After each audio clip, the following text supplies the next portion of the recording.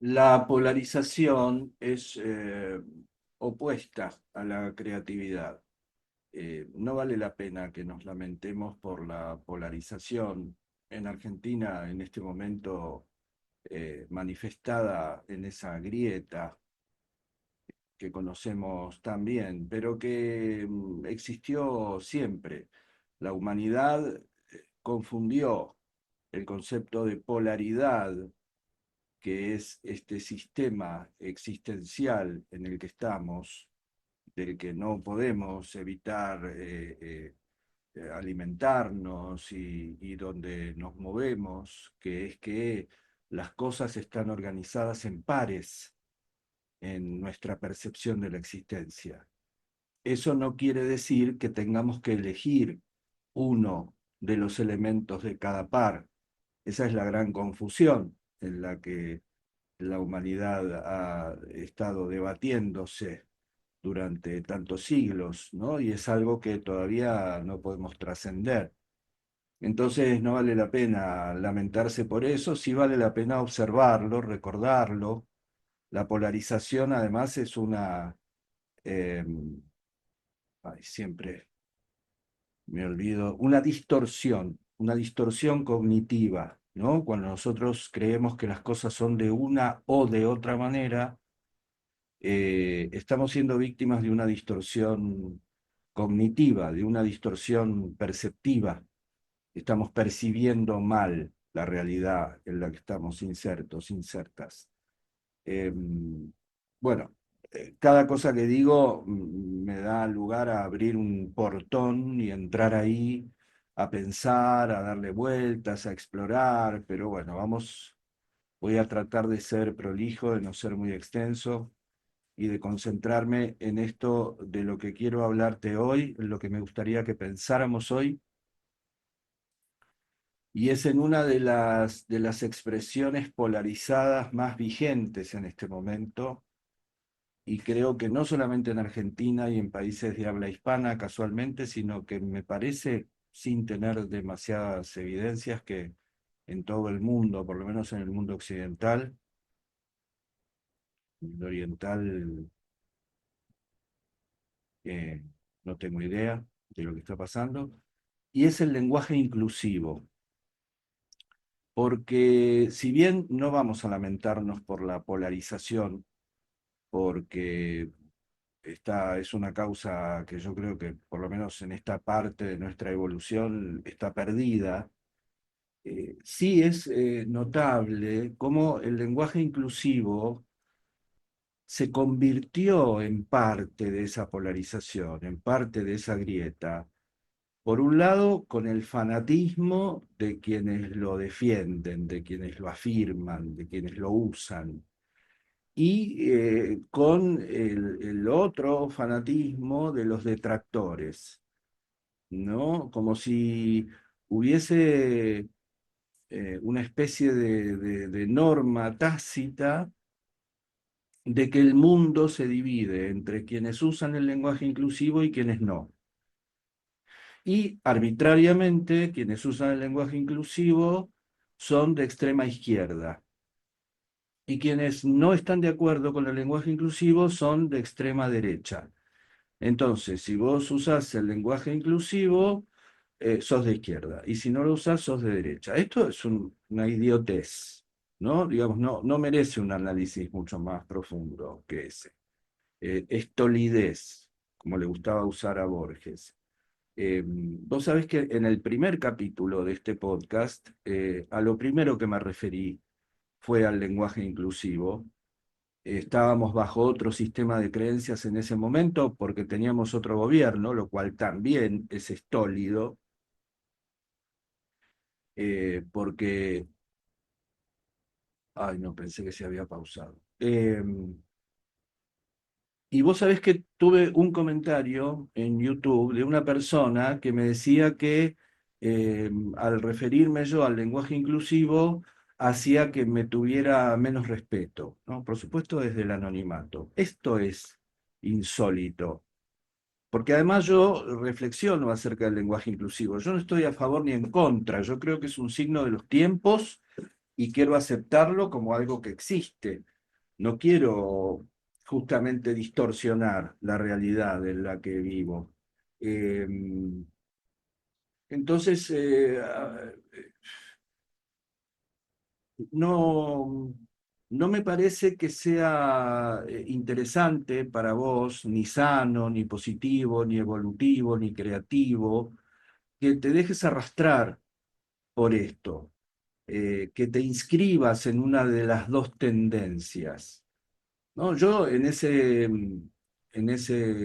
episodio y también en un artículo que publiqué hace poco en el blog, no referido a esto, sino a tres actitudes que tienen que ver con el counseling, con el enfoque centrado en la persona, pero en el cual elijo alternar sustantivos y adjetivos en masculino y femenino para no definir un género, para no determinar un género.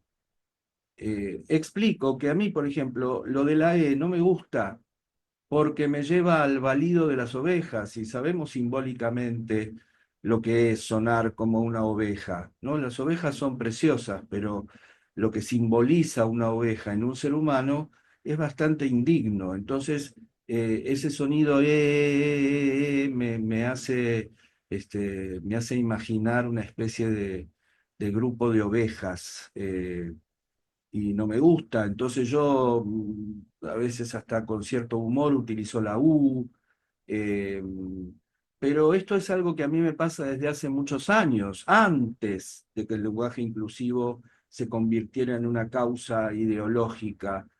A mí me pasaba frente a grupos de estudiantes o en una conferencia, en una mesa redonda, eh, dirigirme a las mujeres en masculino no me satisfacía del todo, me hacía sentir incómodo, me hacía pensar que si yo fuera mujer no me habría gustado que se refirieran a mí en femenino simplemente porque estaba formando parte de un grupo, en masculino, digo. Eh,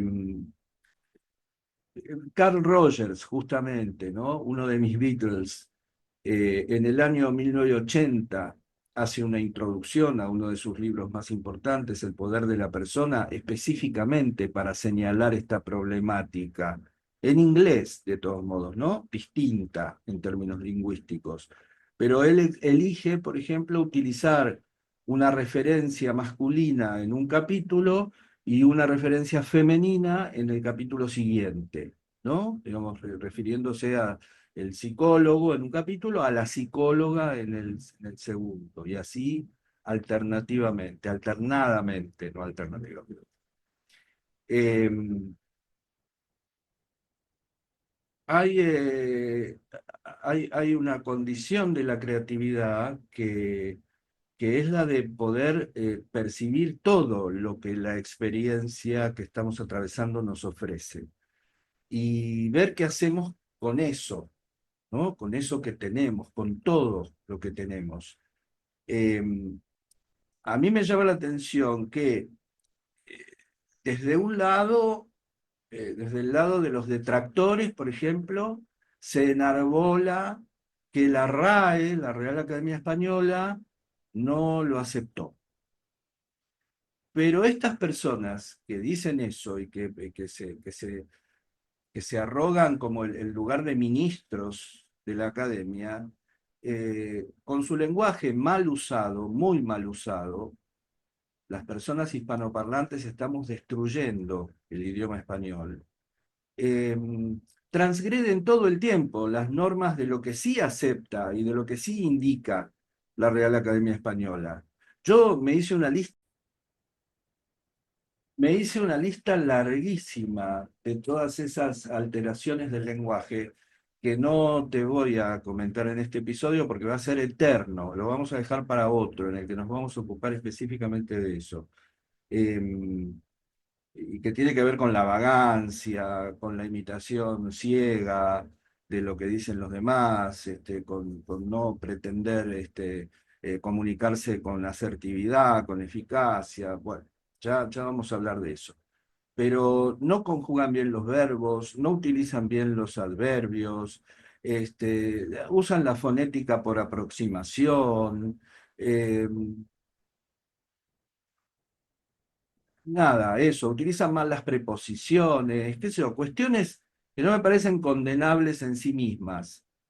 Porque si no te enseñaron, no te enseñaron. Pero sí llega un momento en el que uno puede avenirse a aprender lo que no le enseñaron, ¿no? A sacarse las dudas por sí mismo, por sí misma, y no copiar lo que dicen los demás, ¿no? Porque eso también es muy llamativo, ver cómo las personas se imitan unas a las otras, ¿no? Entonces uno dice una cosa mal y ya al poco tiempo ya un montón de gente lo dice mal. Y a lo mejor lo decía bien, pero como escuchó que lo decía otra persona de otra manera, cambia y empieza a decirlo mal.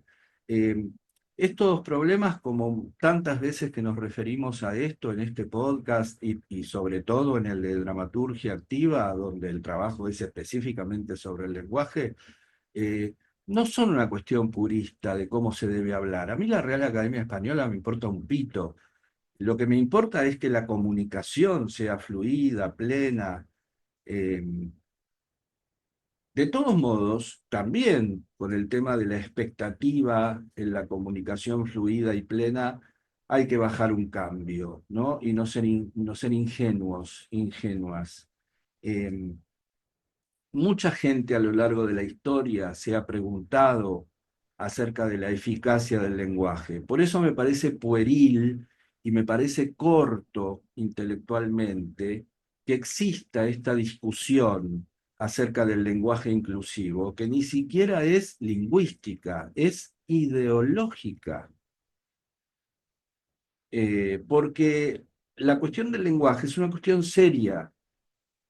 El lenguaje es dinámico, el lenguaje no es lo que decide un grupo de académicos en España. El lenguaje es el modo en el que nosotros intentamos, en el mejor de los casos, comunicarnos cada vez mejor. Nietzsche ya hablaba de la imposibilidad del lenguaje de expresar enteramente lo que el ser humano pretende expresar. Humberto Eco, en la búsqueda de un lenguaje universal. Derrida, cuando habla de la diferencia, ¿no? Esto de que la significación de los vocablos siempre es inestable. Lyotard, con los microrrelatos, esto de que estos microrrelatos no pueden abarcar la diversidad de la expresión del ser humano. David Bohm, que habla de que el lenguaje distorsiona lo que pretende expresar. Entonces, hace una hipótesis acerca del lenguaje reomodo. Eh, Todo esto lo puedes encontrar rápidamente si tenés ganas de investigar un poco más sobre esto. Benjamin Lee Worth, que habla de el lenguaje que modela, que achica, que domestica la percepción del mundo. Martin Buber, que habla de la palabra primordial, de que necesitamos establecer un nuevo lenguaje, porque cuando yo digo yo, también estoy diciendo vos por oposición, o tú. Y cuando digo tú o vos, también estoy diciendo yo, que cuando digo yo también digo ello, eso, lo que está fuera de mí. Cuando digo alto, digo bajo. Cuando digo caliente, digo frío. Eh, Porque nosotros estamos organizados de esa manera, porque yo no puedo definir lo que es yo si no hablo de vos, y no puedo definir lo que es vos o tú si no hablo de mí. Entonces el lenguaje organiza sentidos para Buber incompletos. Ni hablar de Gurdjieff, mi otro Beatle, en relación a su falta total de esperanza en este punto de nuestra evolución en cuanto a la comunicación, ¿no? De alguna manera, él hasta llega a definir, dar una definición posible de la psicología como la búsqueda de un nuevo lenguaje, un lenguaje que verdaderamente exprese lo que necesitamos expresar y que comunique al receptor lo que puede recepcionar. Pirandello, Luigi Pirandello, el novelista, poeta, dramaturgo italiano, decía que nosotros decimos una cosa, el otro entiende otra cosa, nosotros entendemos que el otro entiende lo que nosotros entendemos, pero no efectivamente lo que el otro entiende de lo que le decimos. Estamos enredados en una especie de incomunicación trágica. El propio Gurdjieff le dice a uno de sus discípulos más importantes, Uspensky, eh, del que justo ahora estoy publicando en YouTube los capítulos de Fragmentos de una enseñanza desconocida, que es el libro que relata el momento en el que Uspensky conoce a Gurdjieff y empieza a trabajar con él. Le dice que no solo Uspensky, le dice Gurdjieff, no solo no entiende los libros que lee, sino que ni siquiera entiende los libros que escribe. Eh, que, que cuando nosotros hablamos y queremos expresar una cosa, no tenemos ninguna garantía de que efectivamente la persona que nos escucha esté escuchando eso que nosotros estamos intentando expresar. La tragedia, el teatro de alguna manera se inventa con lo que después Nietzsche llama el espíritu dionisíaco y el espíritu apolíneo, eh, de una manera fabulosa para entender nuestra problemática del lenguaje. Hay un espíritu dionisíaco que es el ser en sí mismo, algo que no tiene forma, que no tiene continente, que está antes de la cultura, antes del lenguaje, antes de cualquier tipo de codificación, que necesita ser expresado. Pero para ser expresado tiene que organizarse, tiene que tener una estructura, una codificación, una ley, un sistema. De otra manera no puede comunicarse. Ahora, para que pueda comunicarse a través de esa codificación, va a perder mucho de su ser primordial, de su ser atávico. Pero si no lo pierde, no puede comunicarse. Esto es un hecho trágico. Nosotros, para poder comunicarnos, estamos obligados a achicar lo que queremos expresar. ¿No tenés a veces la sensación de que las palabras no te alcanzan para expresar lo que necesitas expresar, para contarle a otra persona lo que sentís? Lo que pensás a veces es más fácil, porque como pensamos con palabras, pero lo que sentís, lo que intuís, lo que sabés, pero no sabés de dónde viene y no encontrás las palabras, esto que nos pasa cuando nos damos cuenta de que no hay palabras para decir eso que queremos decir, esta sensación de frustración, de no poder expresar, esto da origen al teatro y a todas las artes. Cuando no podemos expresarnos con palabras precisas que definan lo que queremos comunicar, apelamos a la expresión artística, donde todo es más dinámico, más flexible, más eh, subjetivo. Igual esto de lo subjetivo y lo objetivo en el arte me abre otro portón para otro momento en que nos encontremos.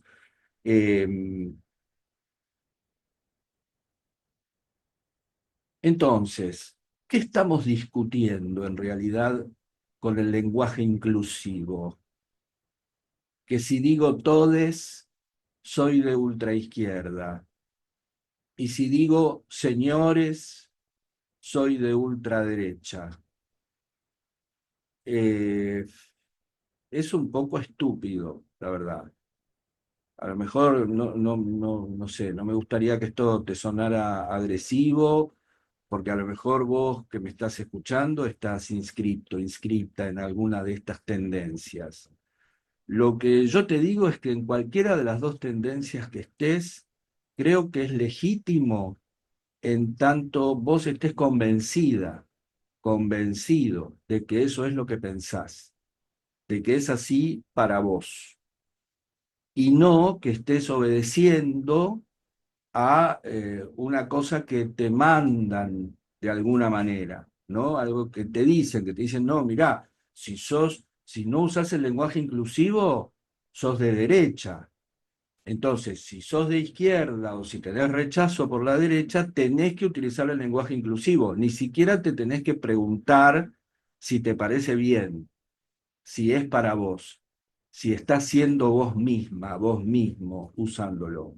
Y al revés, si sos de derecha, si le tenés fobia a la izquierda, si estás eh, adherido a este nuevo sistema de creencias que tenemos en este momento en Argentina, etcétera, no podés usar el lenguaje inclusivo, aunque querrías hacerlo.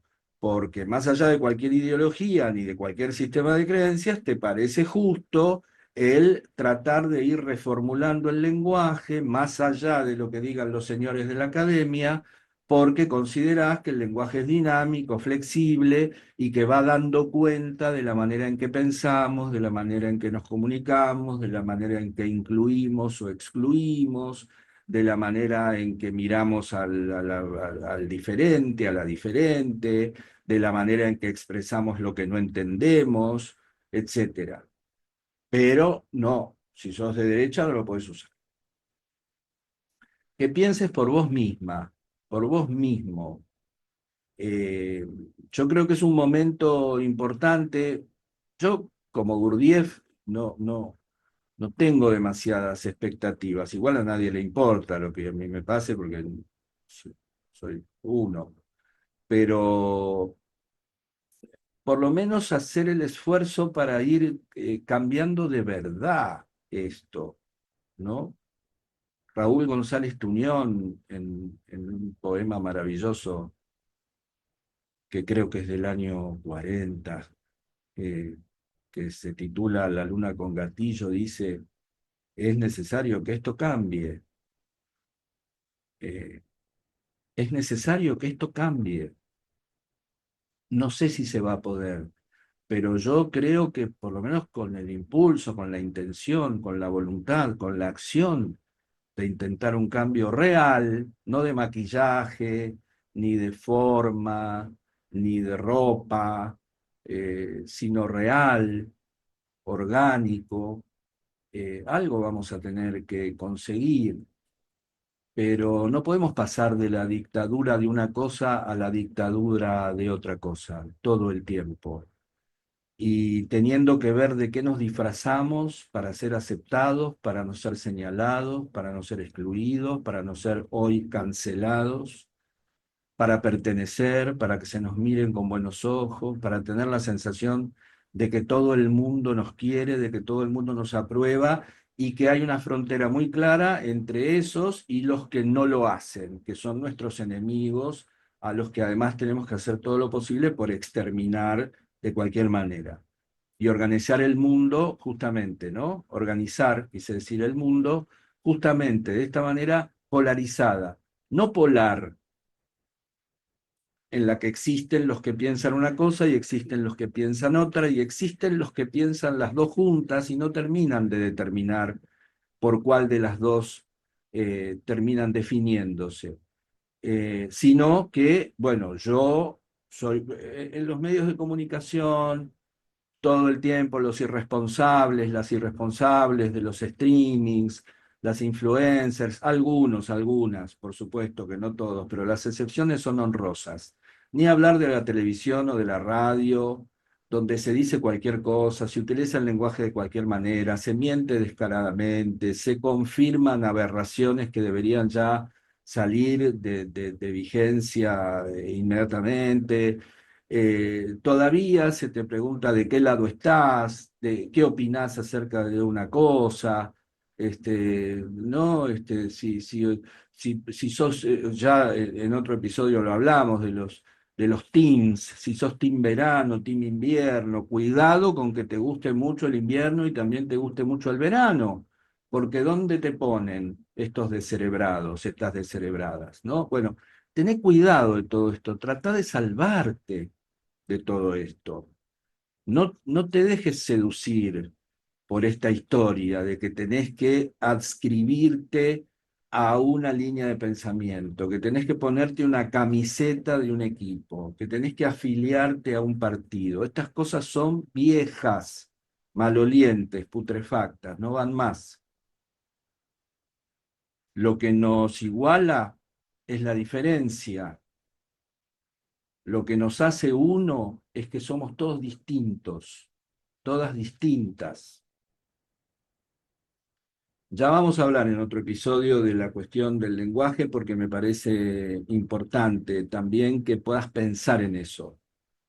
Mi objetivo con este podcast y con todo lo que hago es tratar de estar yo cada vez más despierto y de que vos también estés cada vez más despierta, más despierto, para que dejen de decirnos lo que tenemos que hacer y lo que tenemos que pensar, aunque sea bajo la máscara de que nos otorgan toda la libertad que existe, toda la que se puede concebir. Mentira. Estamos siendo cada vez más esclavas, más esclavos de cualquier cosa. Por eso este podcast de hoy, no porque me interese que uses o no uses el lenguaje inclusivo, ni porque yo me manifieste de izquierda o de derecha o partidario o detractor del lenguaje inclusivo. No tiene importancia eso, porque además no sé dónde me pondría. Me pongo en el lugar de la crítica, del análisis, de la observación, de la exploración, del proceso permanente en la búsqueda de un lenguaje que nos comunique cada vez mejor. Eso sí, yo no sé si es el lenguaje inclusivo o no lo es. No creo que estemos siendo demasiado inclusivos porque hablemos con la E, ni me parece que seamos mejores porque no la usemos. No, para mí no se entiende así la cosa, pero sí que trates de ser vos misma, vos mismo, que no te creas, que no te sigas creyendo que tenés que ser de una determinada manera para que se piense bien de vos, para que se te acepte, porque eso además es imposible. Siempre hay alguien que no te acepta y que habla mal de vos y que no le gusta como sos, o que inventa cosas de vos que no existen, o que tiene una percepción de vos que en realidad es solamente de él o de ella, y que vos ni te enterás, ni sabés de qué están hablando. Eso es imposible de evitar. Entonces, no hagas nada para que eso no pase, porque eso va a seguir pasando. Pero por lo menos tené el coraje, la dignidad y la alegría como consecuencia de eso de ser vos mismo, vos misma.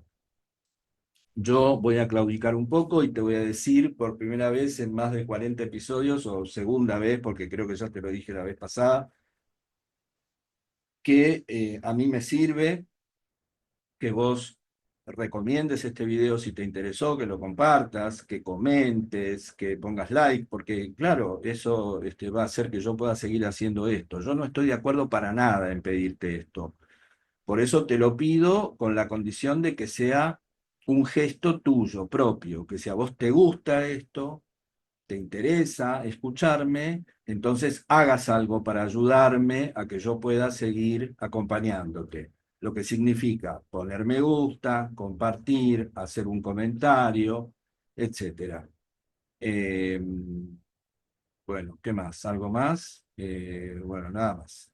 Estoy por ahí en las redes sociales, en Instagram, en YouTube, en Spotify. Fíjate, hago muchas cosas, estoy cada vez un poco más activo, cada vez más eh, con más conciencia de algún sentido que le puedo dar a este trabajo, que sabés si me venís escuchando que a veces se me complica.